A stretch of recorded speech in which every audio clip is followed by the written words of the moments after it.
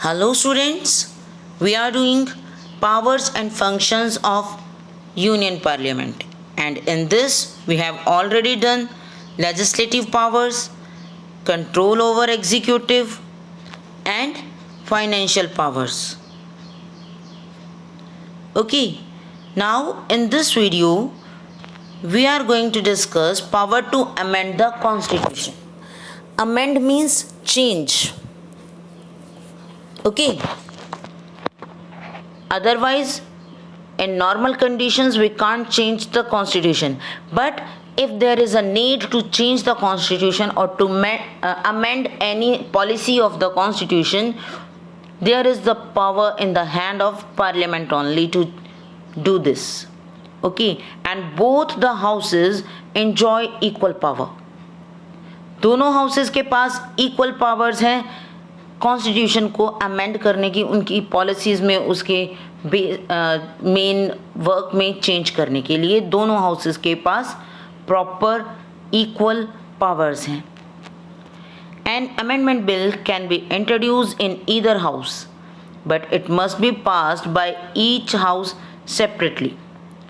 The constitution of India provide three methods of amending the constitution, and we will read it in chapter 16. There are three main ways to amend the constitution: simple majority, special majority with rectification. These are the three main methods to amend the constitution. Okay, तो constitution को change करने के powers दोनों houses के पास है, and that bill must be passed by each house separately. ये जो amendment bill है, ये चेंजेस जो होने हैं, ये दोनों हाउसेस में, लोकसभा और राज्यसभा दोनों में सेपरेटली पास होगा. ओके, और इसके थ्री मेथड्स हैं. Right, now move to the next. Judicial powers. Judicial powers means to do the justice, न्याय करना. ठीक है, जो पावर कोर्ट की होती है उस टाइप की powers. So what it is? The parliament is empowered to remove the president, the जजेस of Supreme Court and the High Court. Parliament के पास पावर है कि वो प्रेसिडेंट को और सुप्रीम कोर्ट के जजेस को, हाई कोर्ट के जजेस को रिमूव कर सकती है. How? Let's see. The procedure adopted for this is called impeachment.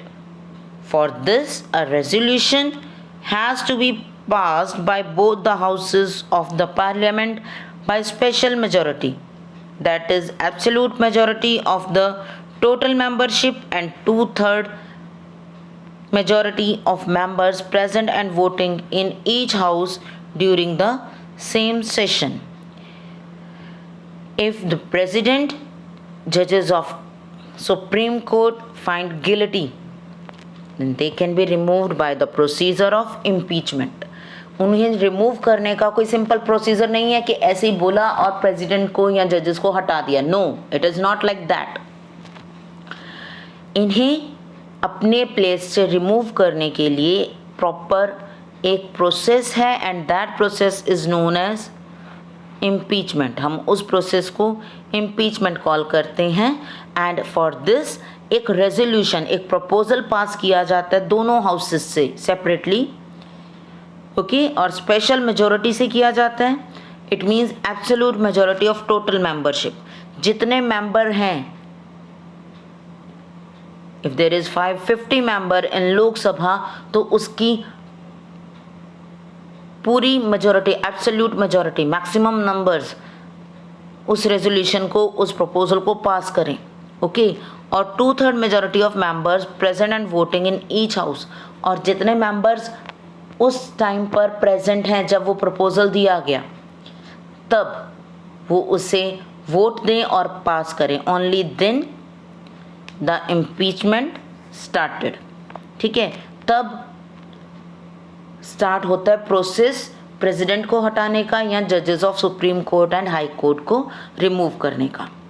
Okay, so this is the judicial power that we can or the parliament can remove the president, judges of Supreme Court and High Court. Next is electoral function. The members of parliament exercise their right to vote to elect the president and vice president of India. President and vice president of India are elected by the member of parliament, member of legislative assemblies. Okay, so these members participate in the election of president and vice president. These are their electoral functions. के elections कहाँ होते हैं?